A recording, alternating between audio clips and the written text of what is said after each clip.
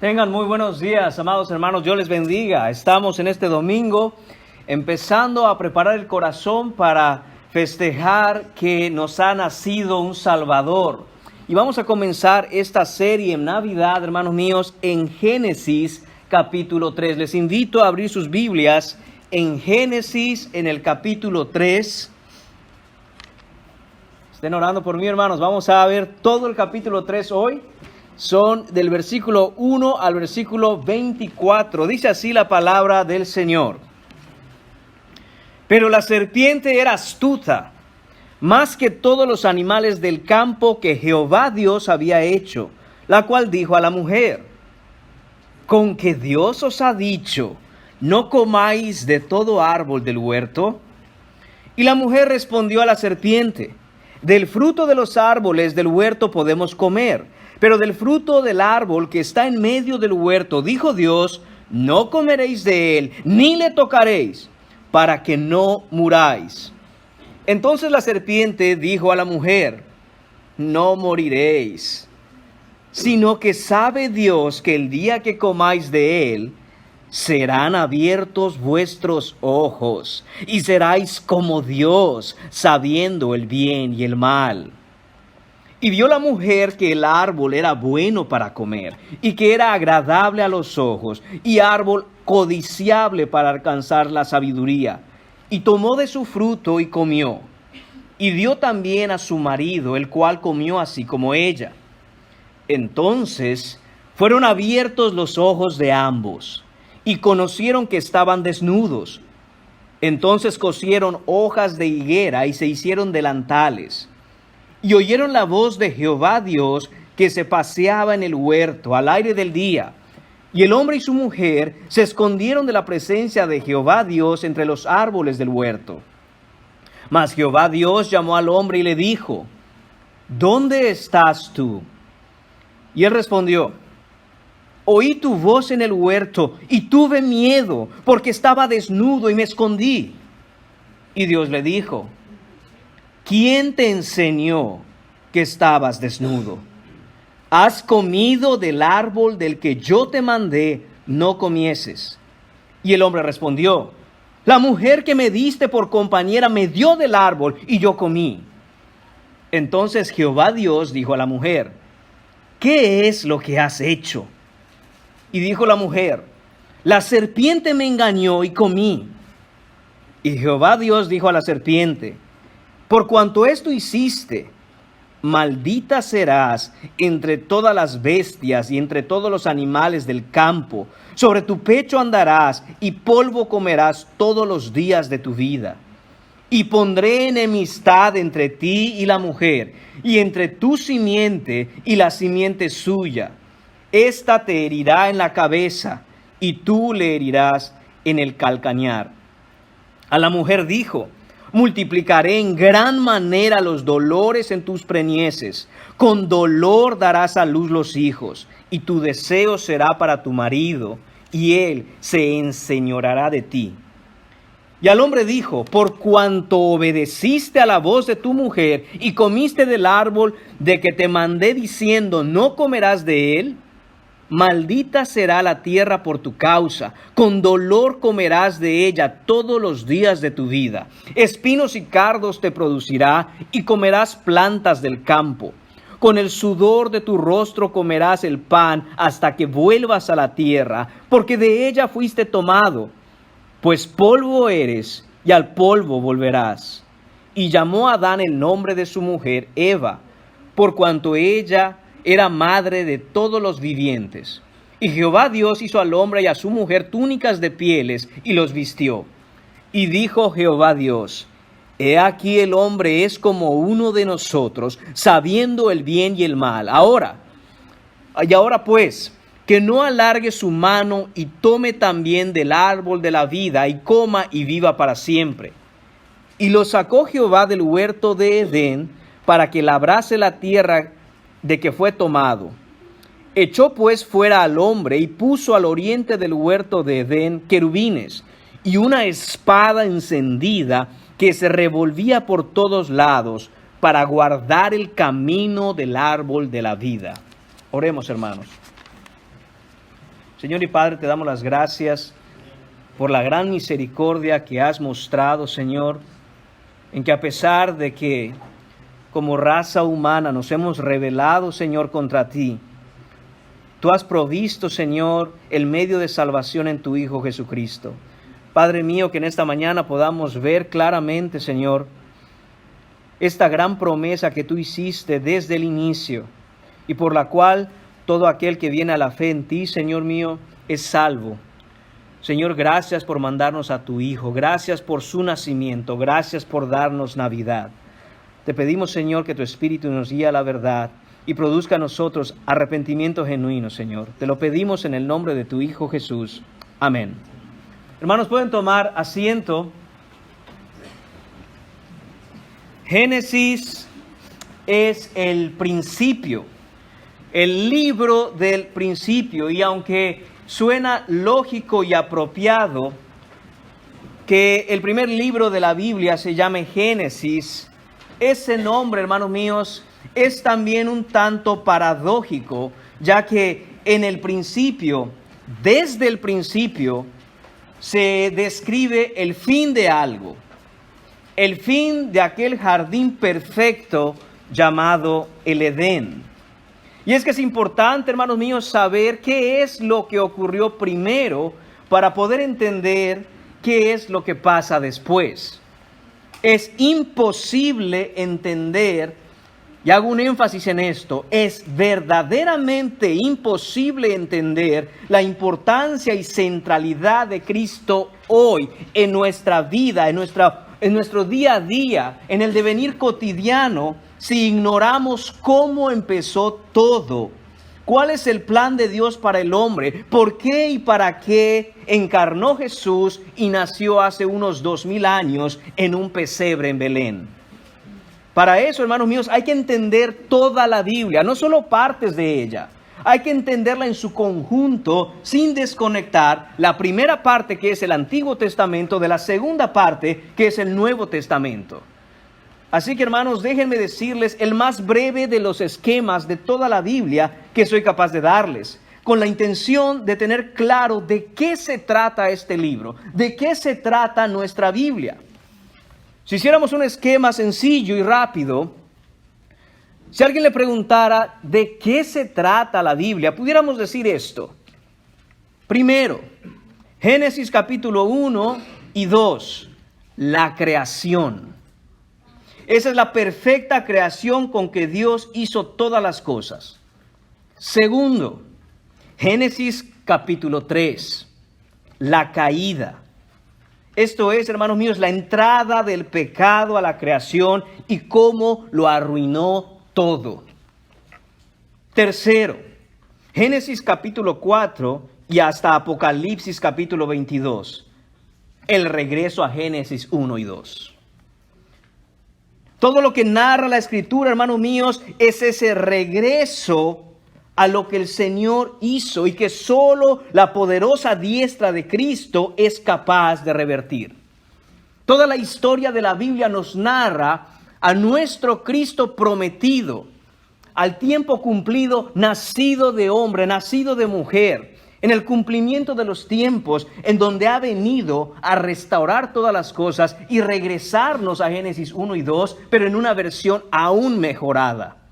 De esto es que se trata la Biblia, hermanos. Esto no es solo el esquema de la Biblia, esto es también el esquema de la historia universal.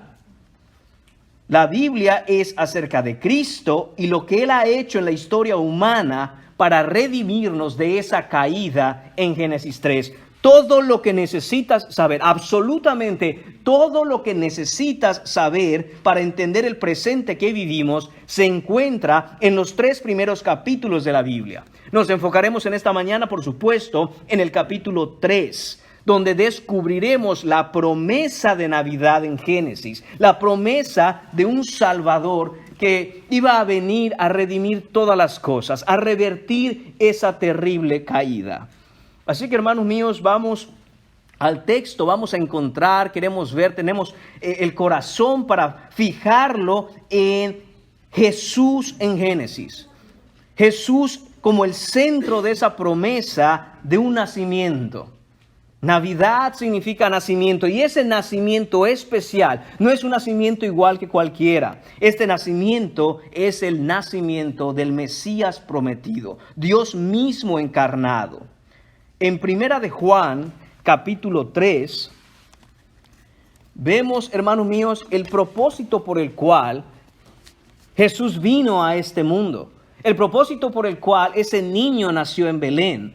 Dice Primera de Juan, capítulo 3, versículo 5. Y sabéis que Él apareció para quitar nuestros pecados. Y no hay pecado en Él.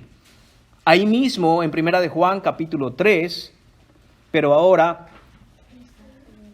si miramos el versículo 9, dice: todo aquel que es nacido de Dios no practica el pecado, porque la simiente de Dios permanece en él y no puede pecar porque es nacido de Dios. Ahí está esa palabra que vamos a ver también en Génesis capítulo 3, pero en su versículo 15, que nos habla de esa simiente que vendría. Esto es lo que ha sido profetizado desde Génesis, mis hermanos. Y vamos a ver tres cosas en este capítulo 3 de Génesis. La primera será el contexto de la entrada del pecado al mundo. Pasaremos a ver también las consecuencias de la entrada del pecado al mundo y terminaremos con la cura para la entrada del pecado al mundo. Lo que vemos aquí, mis hermanos, en los versículos 1 al 6 es el primer punto de esta mañana.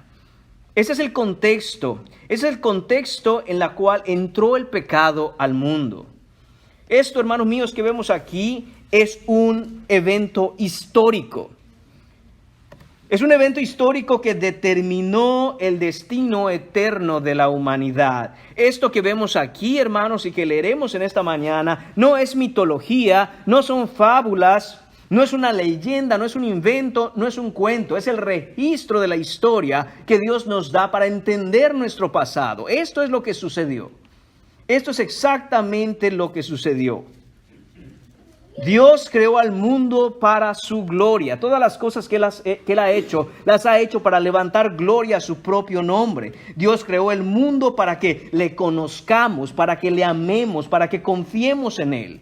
Él hizo la luz. Él dijo: hágase la luz se hizo. Echó fuera las tinieblas para que nos deleitáramos en su luz.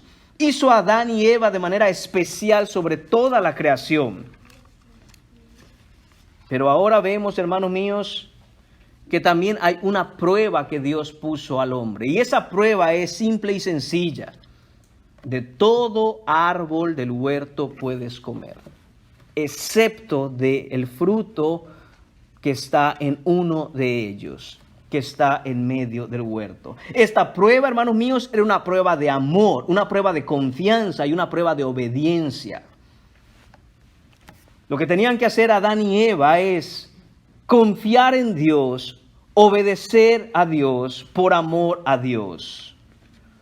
La pregunta es: ¿crees lo que Dios ha dicho y confías en el plan que Él tiene? Esa es la pregunta que tenían que responderse a sí mismos tanto Adán como Eva.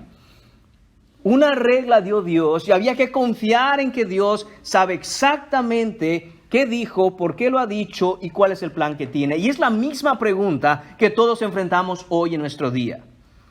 Dios sigue hablando de la misma manera. Dios sigue diciendo: esto te está permitido, pero esto no. Esto no está permitido para los hijos de Dios. Esto no está permitido para aquella creación perfecta que hizo Dios. Y la pregunta es: ¿confiarás en el plan que Dios tiene? ¿O querrás hacer lo que mejor te parezca? Porque claro, sentimos muchas veces que somos más inteligentes que Dios o que tenemos un plan mucho mejor que el de Dios.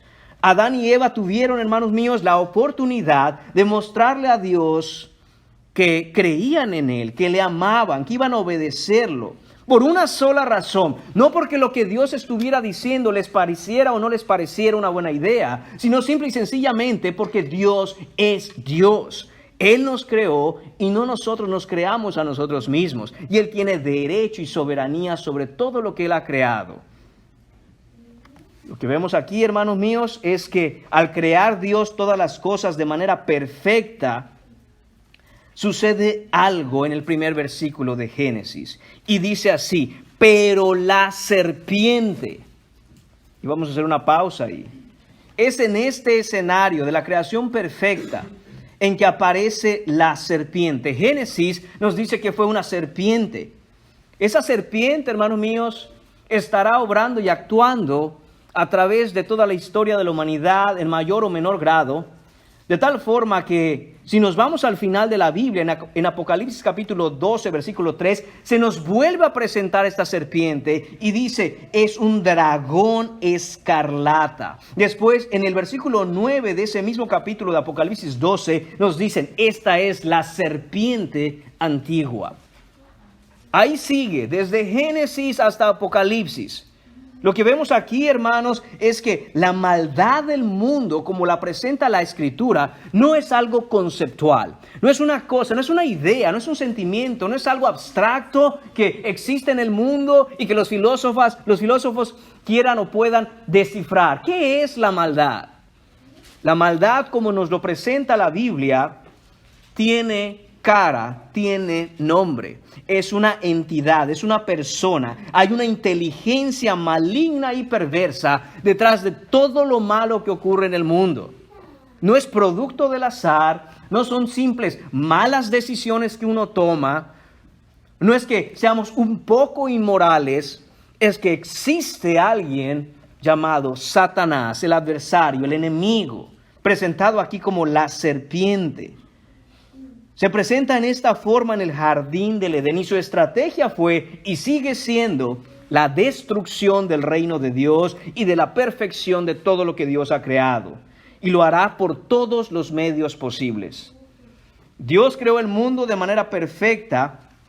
Dice la Escritura que después de que creaba cada cosa, veía y decía, y vio Dios que era bueno.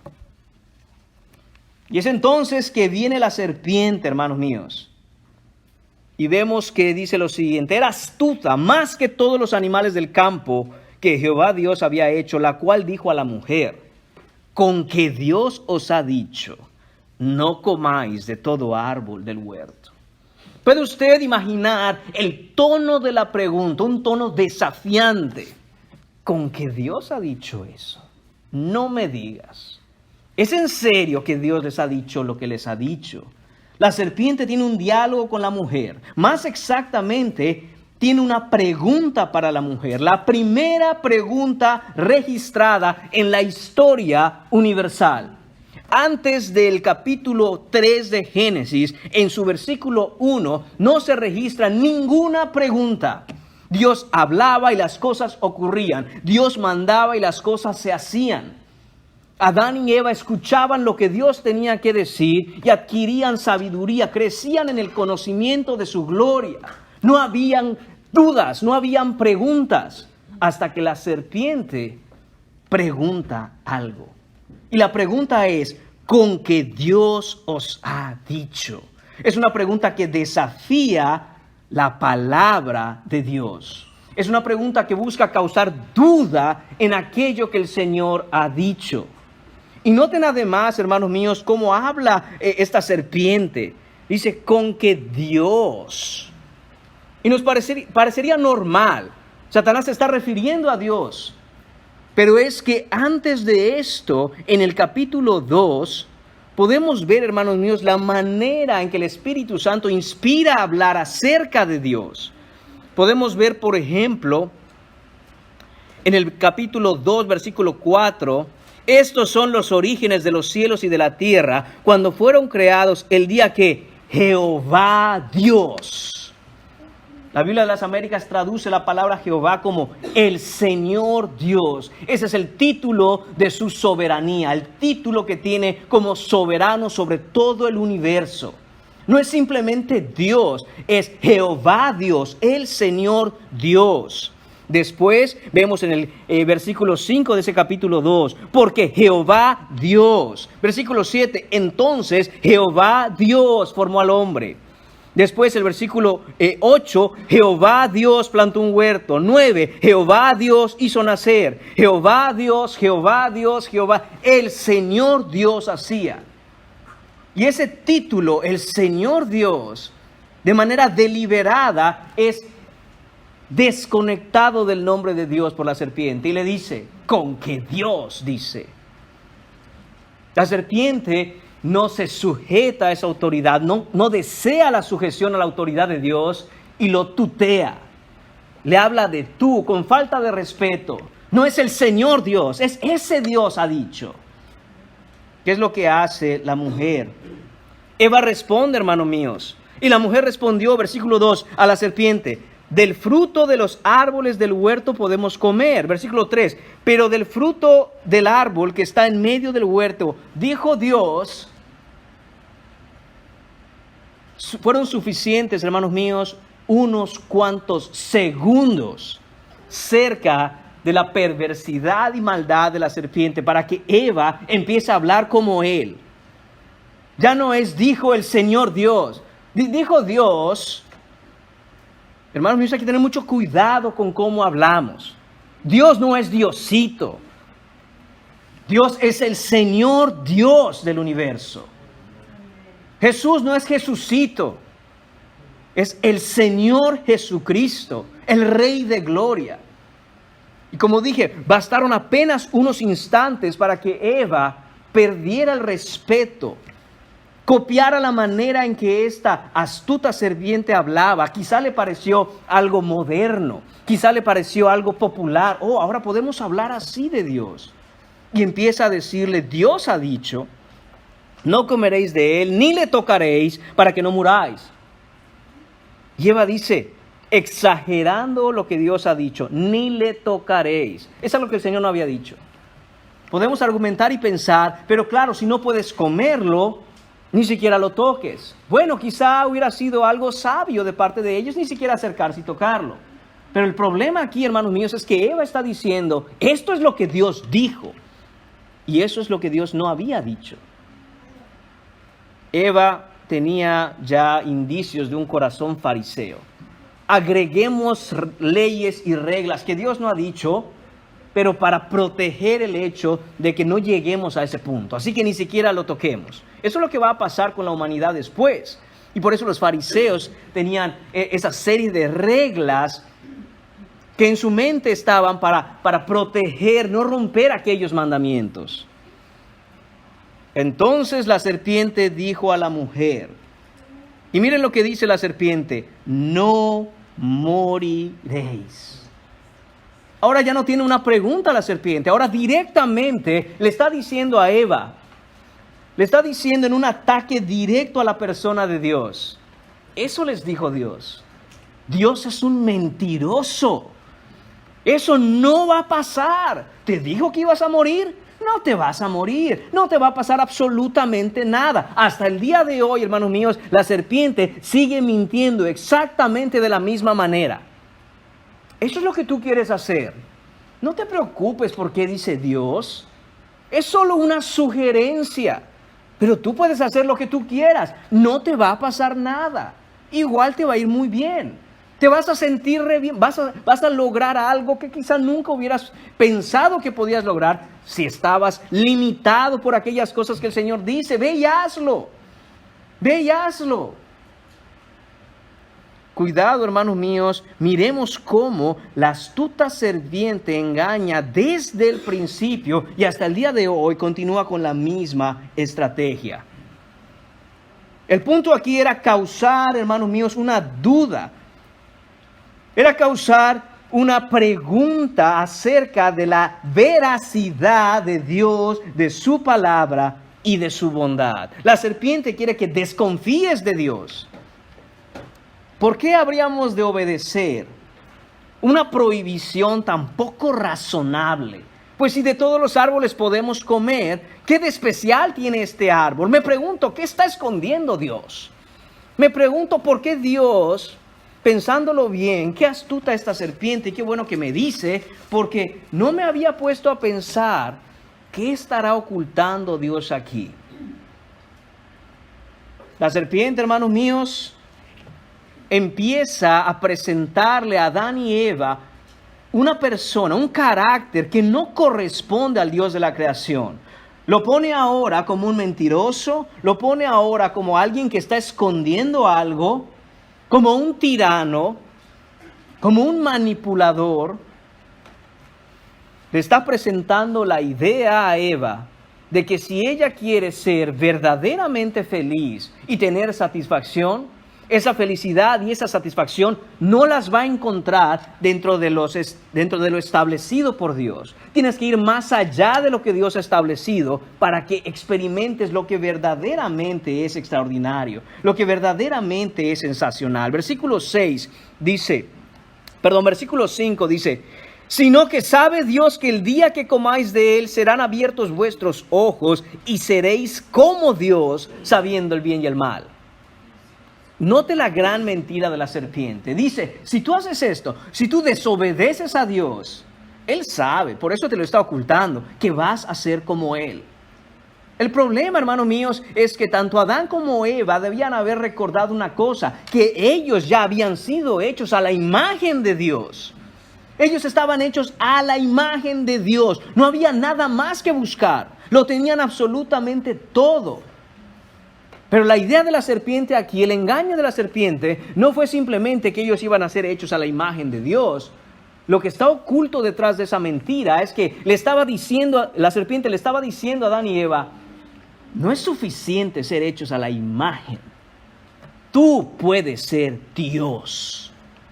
Tú puedes ser igual a Dios. Sabrás el bien y el mal. Es decir, tú no necesitas a Dios para determinar lo que es correcto e incorrecto. Eso lo puedes determinar tú. Tú eres lo suficientemente inteligente, tú eres lo suficientemente valioso, tú eres lo suficientemente capaz de determinar lo que es bueno y lo que es malo. Tú no necesitas a Dios, Eva, y Dios lo sabe. Por eso no quiere que te acerques a ese árbol y comas de ese fruto. Después, dice el versículo 6, vio la mujer que el árbol era bueno para comer y que era agradable a los ojos y árbol codiciable para alcanzar la sabiduría. Y tomó de su fruto y comió, y dio también a su marido, el cual comió así como ella.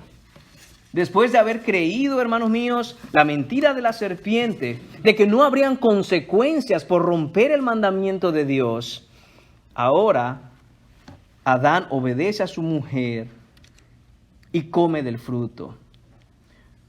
Eva escucha a la serpiente, come del fruto. Adán obedece a su mujer, la mujer obedece a la serpiente y nadie aquí está obedeciendo a Dios. Y obviamente, hermanos míos, van a haber consecuencias. Obviamente, hermanos míos, esto va a ocasionar algo. Dios no es mentiroso. Dios había dicho claramente el problema que se iba a suscitar en caso de que se rompiera el mandamiento. Y ahora, punto número 2, las consecuencias de la entrada del pecado al mundo.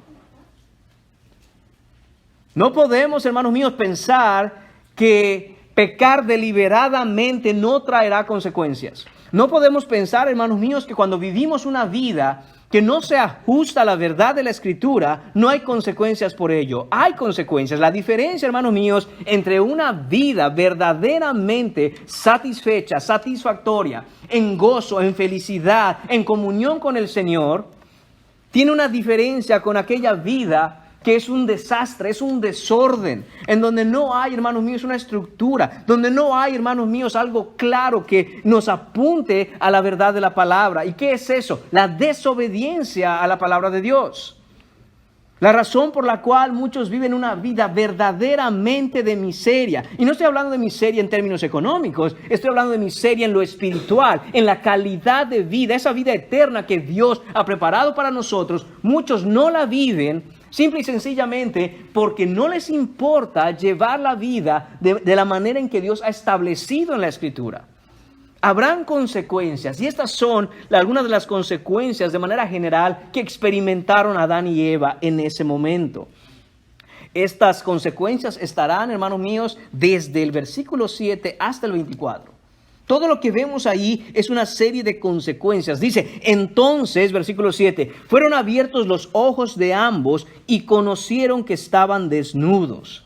Entonces cosieron hojas de higuera y se hicieron delantales. Lo que la serpiente les dijo, serán abiertos vuestros ojos, Fue una verdad a medias. Y es que la serpiente, hermano mío, siempre utiliza la verdad a medias para causar en nosotros ese interés, Mira, pensándolo bien, creo que no está muy mal después de todo. Hermanos míos, cuidado. Es fácil rechazar la mentira una vez que nosotros como cristianos venimos al entendimiento que debemos andar en la verdad. Es por eso que Satanás no presenta el engaño como una mentira directa, sino como una verdad a medias. Por eso es que estamos llamados a tener discernimiento. El discernimiento, hermanos míos, no es simplemente saber qué es verdad y qué es mentira. El discernimiento bíblico es saber diferenciar entre una verdad y una verdad a medias. Una verdad a medias es una mentira doble.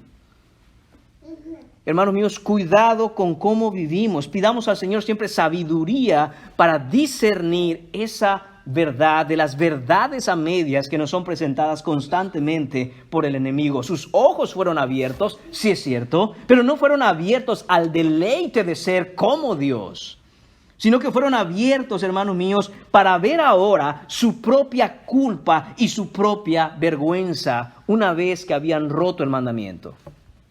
De pronto ahora se ven a sí mismos por lo que son de una manera totalmente diferente a como Dios los había creado. Se dieron cuenta de su desnudez, se dieron cuenta de su culpa. Ahora estaban desnudos y se avergonzaban. No como antes cuando Dios los creó, que no se avergonzaban, sino que ahora hay una vergüenza tremenda en ellos. Ahora, hermanos míos, hay culpa, hay vergüenza, ahora hay egoísmo, ahora hay una falta de comunión con Dios. ¿Cuál es el significado de todo esto? Que el pecado lo cambia y lo arruina absolutamente todo. Ahora, hermanos míos, en vez de estar ellos vestidos, recubiertos de las justicias, la gloria, la bondad de Dios, el amor, la compasión, todo lo que Dios había derramado en ellos, ahora están manchados y cubiertos por culpa y pecado. Y no pudiendo limpiar esa culpa y ese pecado en ellos, se cubren con hojas de higuera. Ahora se cubren, hermanos míos, porque no quieren ser vistos. Ahora, hermanos míos, no hay manera de quitar esa culpa. Así que se esconden, hacen lo que cualquiera haría cuando es descubierto por algo. Cuando es descubierto porque estás haciendo algo mal, te escondes. Es lo natural ahora después de la caída. Alguien ha dicho que el que nada debe, nada teme. Y claro que es verdad. El problema es que delante de Dios todos temen porque todos deben algo. Y eso que deben, esa deuda que ahora se tiene, hermanos míos, es imborrable, no se puede quitar. Esta es la razón, hermanos míos, por la que muchos no vienen a la iglesia, ni les interesa saber la verdad. Al menos no vienen a una iglesia en donde se les predica directamente la palabra de Dios. Y la razón es que están escondidos entre los árboles del huerto. Muchos viven escondidos entre los árboles de su rebeldía y no quieren venir a Dios. ¿Por qué? Porque vemos después en este versículo 8, y oyeron la voz de Jehová Dios. Ya regresó el título, ya regresó el Señor Dios. Ahora hay un problema, ahora ya no lo tutean, ahora ya no le dicen, oye Dios. Oh, escuchamos ahora al Señor Dios, que se paseaba por el huerto al aire del día, y el hombre y su mujer se escondieron de la presencia de Jehová Dios entre los árboles del huerto. Mas Jehová Dios llamó al hombre y le dijo, ¿dónde estás tú? Ese es el temor que tiene todo ser humano, y por lo cual no quieren venir a la verdad. ¿Por qué ellos no corrieron a Dios a hablar con Él? Porque ahora le tienen un temor, no un temor reverente, ahora tienen temor a causa de su pecado. No quieren hablar con Dios. ¿Por qué? ¿Y si Dios habla con nosotros? ¿Y si Dios habla de esto que ocurrió? ¿Y si Dios habla y nos dice, ¿qué has hecho? Como le dijo a la mujer. No queremos tener esa conversación con Dios. Y hasta el día de hoy, todo ser humano no busca venir a Dios, porque cuando uno abre la Escritura y declara lo que está ahí escrito y dicho por el Señor quiere hablar con nosotros aquello de lo que nosotros no tenemos intención de hablar, de nuestro pecado. Cuando se abre la Escritura, hermanos míos, y la palabra de Dios es expuesta fielmente, el Señor quiere hablar contigo acerca de tu pecado y tu condición. Y por eso muchos huyen de la predicación en donde la verdad de Dios es escuchada. Pero hermanos, tenemos que entender que Dios no hace esto porque quiere condenar. No hace esto simple y sencillamente en un acto de juicio. Él no tendría ni siquiera por qué llamar a Adán. Él pudo haberlo consumido en ese instante. Pero quiere hablar del pecado en una muestra tanto de amor como de justicia. No va a dejar pasar el pecado. No se va a hacer de la vista gorda. No va a mirar por otro lado y decir, voy a hacer de cuenta que no me enteré, que nada pasó, y que Adán poco a poco y Eva poco a poco regresen a ser lo que eran antes. Absolutamente no. Sin embargo, así como no va a dejar pasar el pecado y es justicia, también, hermanos míos, en su misericordia y compasión, Él quiere exponer el pecado para perdonar el pecado. Él quiere mostrarte y señalarte tu vana manera de vivir para que vengas al arrepentimiento y vengas a Él para ser hecho una nueva criatura. Nada puede cambiar la naturaleza del hombre caído, sino solo Cristo. Lo que vemos aquí, hermanos míos, es lo que nos dice Romanos 1. Eva y Adán cambiaron la verdad de Dios por una mentira. Y en vez de honrar y adorar a Dios, ahora ellos se postraron ante la criatura.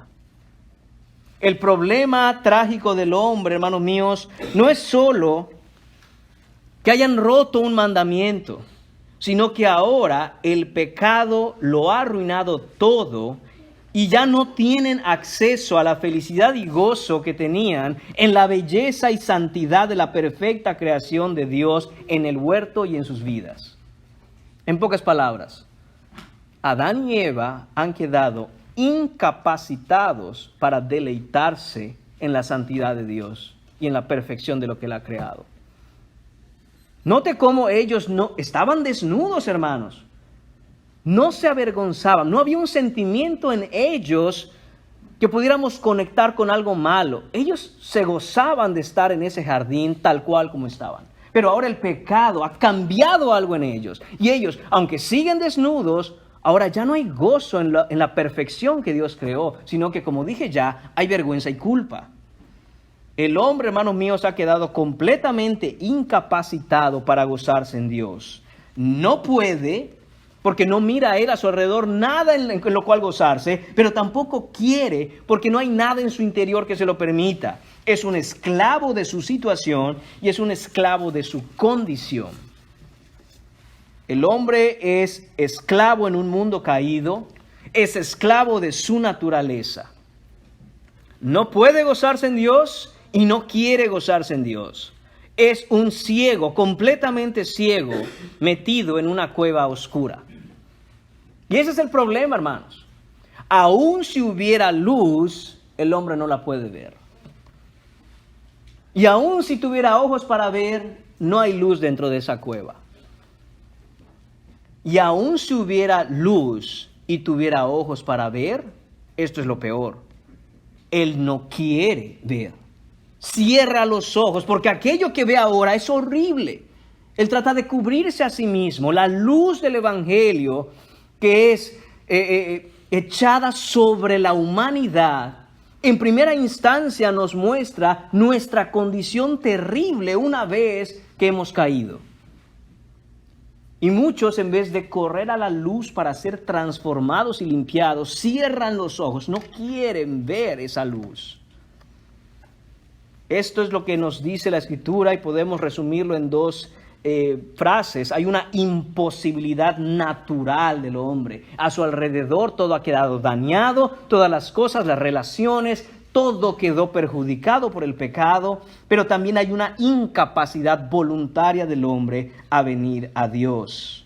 Lo que nos dice Romanos capítulo 8, versículo 7, es que el hombre natural no se sujeta a Dios. El hombre en la carne no se sujeta a la ley de Dios y tampoco puede. No puede hacerlo. Esa es la consecuencia más grande, hermanos míos, de la caída en Génesis. Esto es, hermanos míos, el terrible desastre que ocurrió en Génesis capítulo 3, versículo 10. Y él respondió, Adán, oí tu voz en el huerto y tuve miedo porque estaba desnudo y me escondí. Y Dios le dijo, ¿quién te enseñó que estabas desnudo? Adán, ¿de dónde sacas esta idea? ¿Qué es lo que ocurrió? Y inmediatamente el Señor dice, ¿has comido del árbol del que yo te mandé no comieses? Muchas veces, hermanos míos, cuando venimos a abrir nuestro corazón al Señor, tenemos muchas preguntas. ¿Por qué me pasa esto a mí? ¿Por qué estoy viviendo así? ¿Qué estoy haciendo mal? Y el Señor claramente pudiera preguntarnos, ¿has comido del árbol del cual te dije que no comieras? Es decir, ¿estás haciendo aquello que te he dicho que no debes hacer? Esa es la respuesta a tu pregunta. Esa es la respuesta al porqué de tu vida como está. Si tú vives una vida quebrantada fuera de Cristo, una vida desordenada, una vida vana, una vida fuera del Salvador, es una irreverencia preguntar, ¿por qué me pasan estas cosas a mí? ¿Por qué estoy viviendo de esta manera? El Señor simplemente puede preguntar, ¿has comido del árbol que te dije que no comieras? ¿Has vivido de la manera en que dije que no debes vivir? ¿Estás haciendo aquello que he dicho que no debes hacer? He aquí las consecuencias. Hay consecuencias por el pecado. De nuevo, el pecado, hermanos míos, no es una idea. No es un pensamiento. Hay una realidad ocasionada por el pecado y es grave. Continúa el Señor hablando y dice en el versículo 12, y el hombre respondió, la mujer que me diste por compañera me dio del árbol y yo comí. De nuevo, no haciéndose responsable, siendo pasivo ante esa autoridad que Dios le había dado para estar por cabeza, no solo de su mujer, sino del huerto.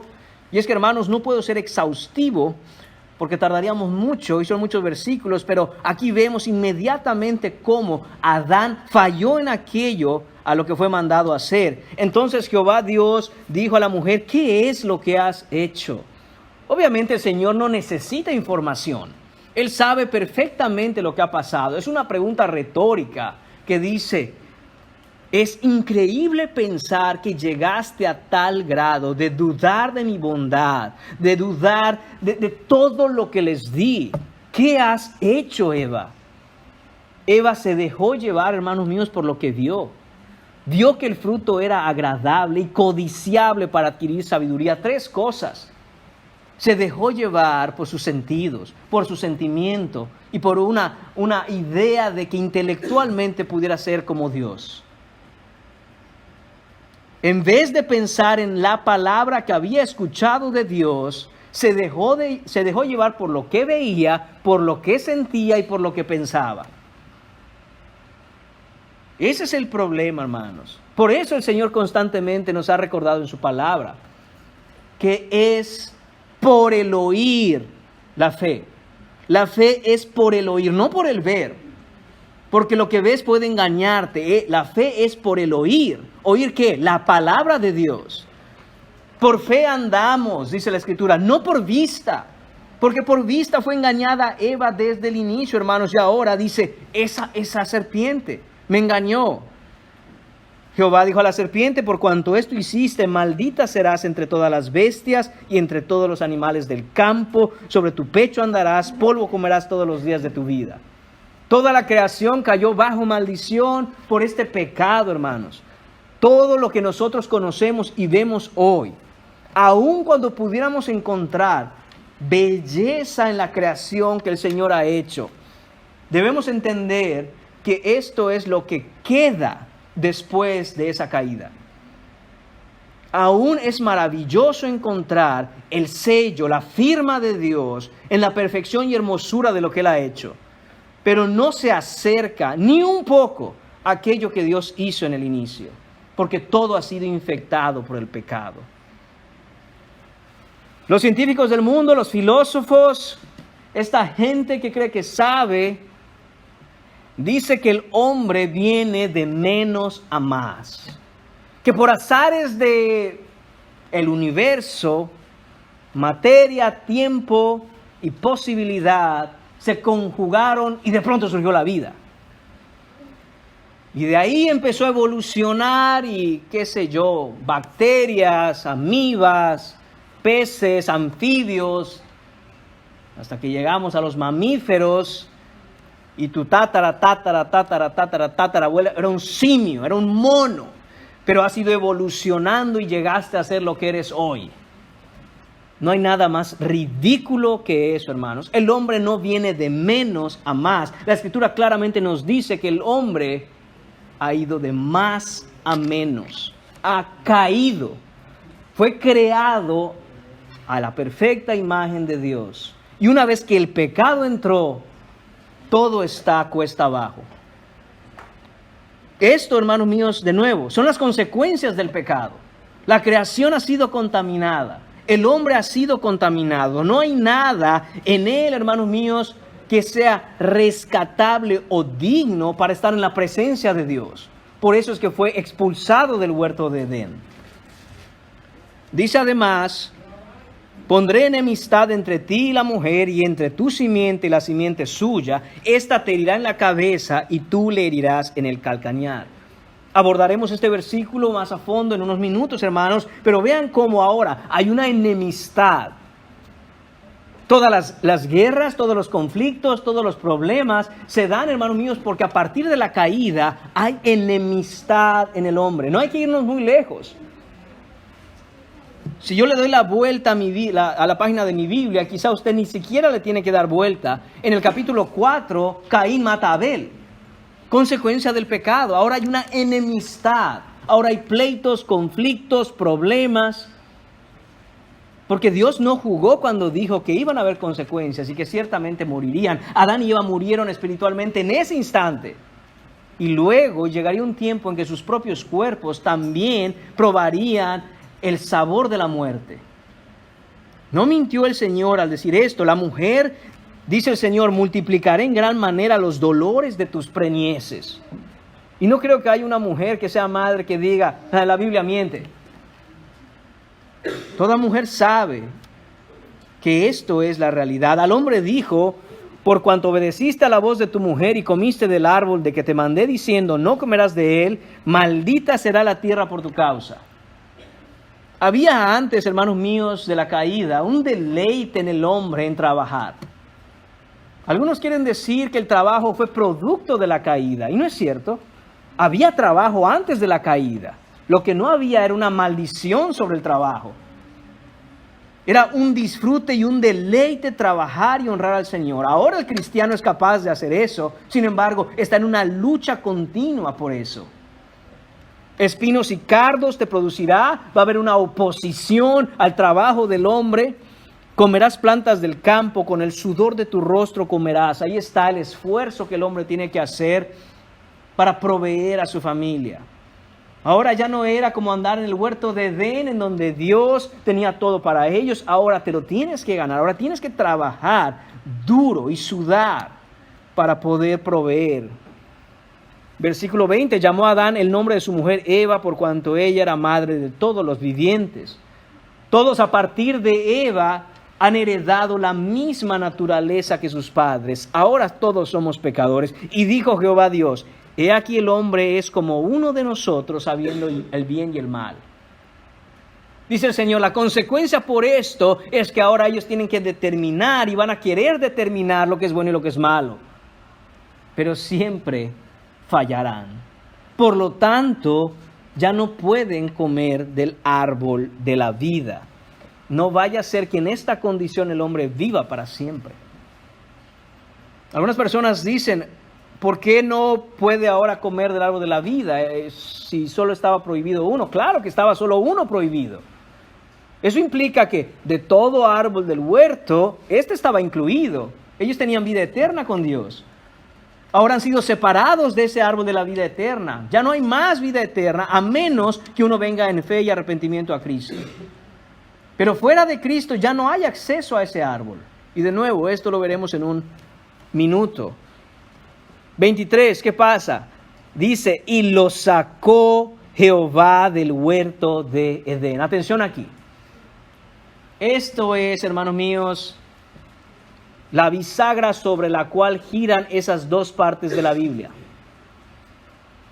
Estaban en el Edén, ahora han sido sacados del Edén.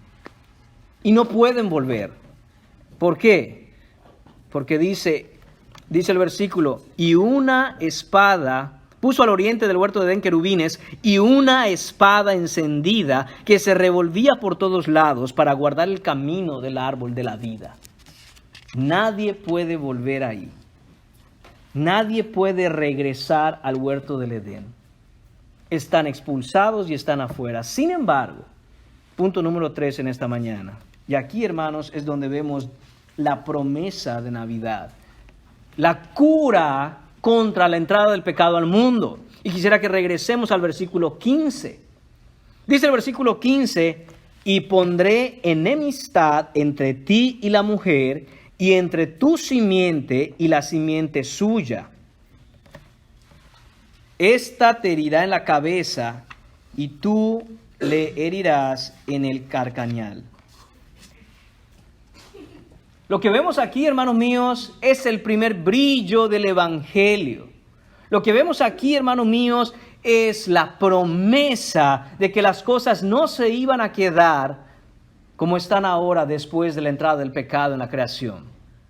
Algo iba a hacer el Señor. Hay un plan en amor, en compasión, en gracia, en misericordia. Dios va a hacer algo. Y dice que pondrá enemistad entre ti, le dice a la serpiente, y la mujer. Y entre tu simiente y la simiente suya. Y aquí está lo que va a pasar. Esta te herirá en la cabeza y tú le herirás en el calcañar. La Biblia de las Américas traduce la parte que dice, esta te herirá en la cabeza, de una manera más entendible. Porque cuando dice Reina Valera, esta se refiere a la simiente.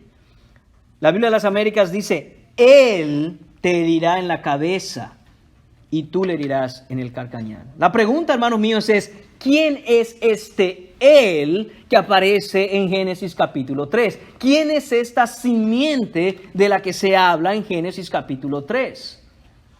Porque hasta donde sabemos, solo están Adán y Eva. Pero dice que va a haber una simiente, va a haber una descendencia, va a haber uno, va a haber alguien, va a haber un hijo de la mujer que va a aplastar la cabeza de la serpiente por lo que hizo. ¿Y dónde vemos, hermanos míos, la respuesta a esta pregunta de quién es esta simiente?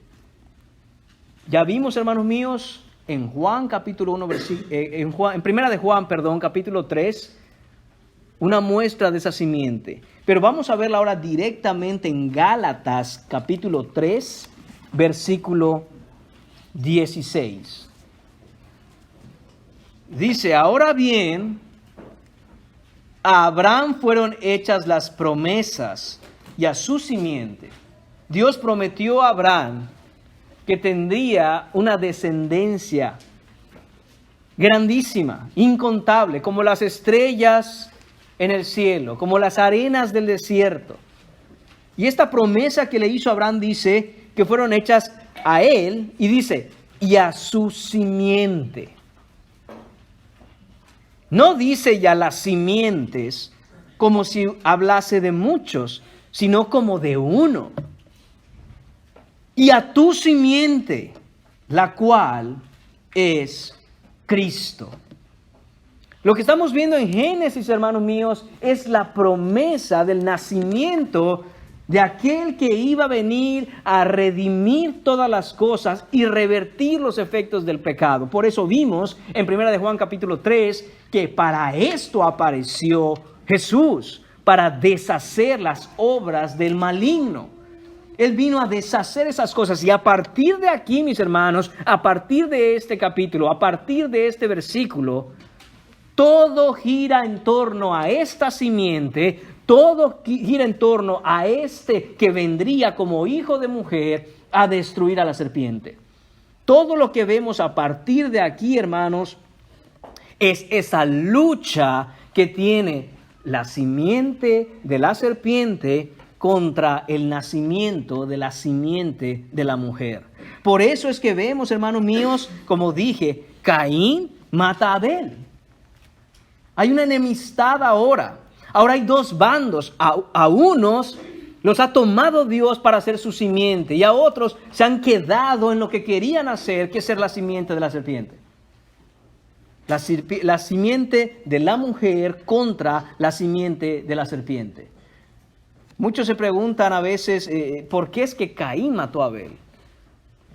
Y cuando leemos el texto podemos empezar a hacer muchas inferencias, pero la realidad, hermanos, es que la Biblia responde esta pregunta de manera muy clara y muy directa. En 1 de Juan, capítulo 3, en los versículos 11 y 12, leemos lo siguiente. Porque este es el mensaje que habéis oído desde el principio, que nos amemos unos a otros, no como Caín.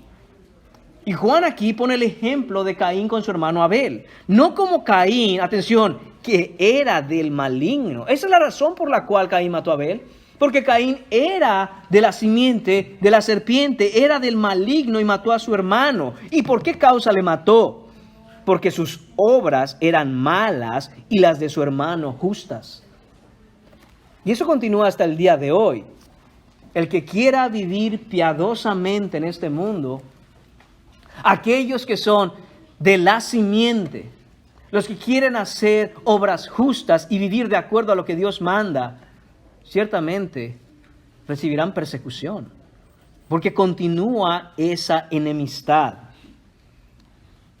Vemos aquí, hermanos míos, que lo que la serpiente quiere hacer a partir de que el Señor da esta promesa del nacimiento del Salvador, es evitar que el Salvador nazca. Toda la historia de la Biblia gira en torno al linaje que llevaría a Jesús a nacer y cómo la simiente de la serpiente ha tratado de impedir que eso suceda. Por eso vemos, hermanos míos, a David contra Goliat, por eso vemos a Babilonia contra Jerusalén, por eso vemos a Nabucodonosor contra Daniel, por eso vemos a Herodes matando a todos los niños menores de 2 años para que no nazca la simiente. Pero nada pudo impedir el plan de Dios y el Salvador nació en el pesebre. La simiente ha nacido. Y hermanos míos, ese es el mensaje, esa es la centralidad, la esencia, lo importante, la médula de la Navidad. No Navidad como el mundo dice Navidad, que sí, está muy bien, decoraciones, luces, regalos. Hermanos míos, el centro de la Navidad es el hecho de que desde Génesis se prometió el nacimiento de la simiente que es Cristo. Y venido el cumplimiento de los tiempos, en la plenitud de los tiempos, nace de la mujer esa simiente prometida. Y debemos regocijarnos y pensar, hermanos míos, en que nuestra Navidad no puede ser como la Navidad que el mundo plantea. Escuché a alguien decir, lo más importante y el centro de la Navidad es la familia.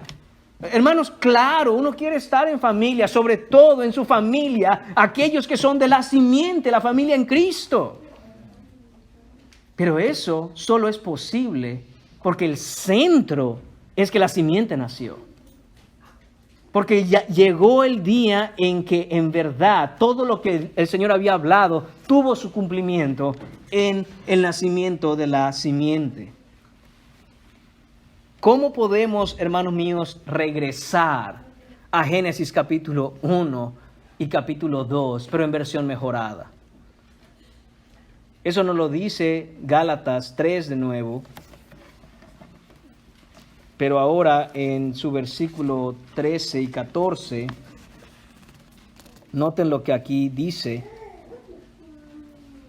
Cristo nos redimió de la maldición de la ley, hecho por nosotros maldición, porque está escrito, maldito todo el que es colgado de un madero, para que en Cristo Jesús la bendición de Abraham alcanzase a los gentiles, a fin de que por la fe recibiésemos la promesa del Espíritu. Es solo, hermanos míos, en Cristo, por la fe en Cristo, que somos receptores de la promesa de ese Salvador que nos va a regresar, hermanos míos, en esa comunión gozosa, en la perfecta persona de Dios. La cura, hermanos míos, es Cristo. No hay otra cura para el pecado, no hay otra cura para la condición del hombre. Y debemos, como dije, gozarnos, celebrar el hecho de que en Navidad recordamos esto que fue dicho desde Génesis. El plan de la serpiente ahora que no pudo detener el nacimiento de la simiente de Eva, que no llegara a la simiente, ahora el plan es que tú no llegues a la simiente. Si estás aquí sentado y tú no estás en Cristo Jesús, todos los esfuerzos de la serpiente antigua son estos: que tú no llegues a la simiente, que tú no creas en Cristo, que tú busques cualquier otra cosa. Y hermanos, esto no es circunstancial, no son cosas de la vida, no es que esta vida me tocó vivir, es que de nuevo hay una inteligencia maligna y perversa actuando de tal forma que quiere impedir que tú vengas al conocimiento de aquel que nació en un pesebre hace 2000 años, la simiente prometida. Y el llamamiento, hermanos, es venir a Él. Solo en Él podemos regresar. Cuando nació, no se halló lugar para Él en este mundo. Fue aborrecido por este mundo y nació en un pesebre sucio entre animales. Normalmente romantizamos la idea del pesebre. Y sí, entiendo, propaganda, publicidad, un pesebre lindo. Es verdad, nos recuerda esa idea. Pero ni por un momento pensemos que eso fue así ese día, en esa ocasión. Piense en cómo una mujer pare un niño hoy. Fue exactamente lo mismo. Con todo lo que incluye el nacimiento y el dar a luz un hijo. Y esto entre animales en un pesebre. Pero ese niño no se quedó ahí, sino que creció en gracia y en estatura. Creció sin pecado, no tuvo pecado en él y se hizo hombre, habitó entre nosotros y anduvo y enseñó y nos llamó al arrepentimiento. Él es quien vino a regresarnos de vuelta al Padre. Noten esto, hermanos míos, en el versículo 24 de Génesis 3. Dice el versículo 24, y con esto vamos a terminar, que cuando el Señor echó fuera al hombre, puso al oriente del huerto de Edén querubines, y atención aquí, una espada encendida que se revolvía. Esto ya lo he citado antes, pero quiero captar su atención aquí. Una espada encendida que se revolvía por todos lados para guardar el camino del árbol de la vida. Sin el árbol de la vida, el hombre no tiene vida eterna, nadie puede tener acceso, hay una espada ahí. ¿Y quién es capaz de atravesar esa espada? Zacarías capítulo 13, versículo 7. Y quédese en su cabeza con esa espada que se revolvía cuidando la entrada del huerto de Edén. Nadie puede pasar. Esa espada es la justicia de Dios envuelta en toda su ira contra el pecado.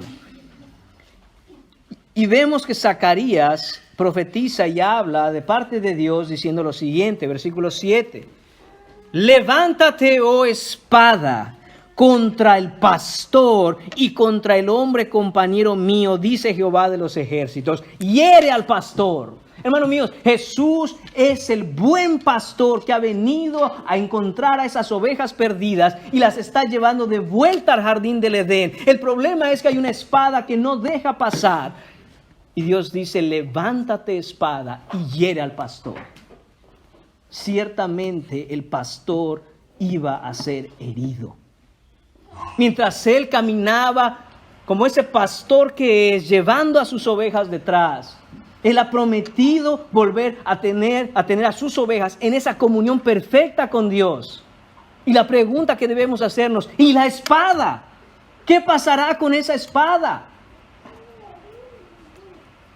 Lo que vemos que dice Zacarías, hermanos, es que iba a ser herido el pastor y que las ovejas iban a ser dispersadas, pero que iba a hacer volver a su mano contra los pequeñitos. Y acontecerá en toda la tierra, versículo 8, dice Jehová, que las 2/3 partes serán cortadas en ella y se perderán, mas la tercera quedará en ella. Y meteré en el fuego a la 3/3 parte y los fundiré como se funde la plata y los probaré como se prueba el oro. Él invocará mi nombre. El pastor, hermanos míos, iba a invocar el nombre del Padre al ser atravesado por esa espada. Y dice el Señor, y yo oiré y diré, pueblo mío. Y él dirá, Jehová es mi Dios.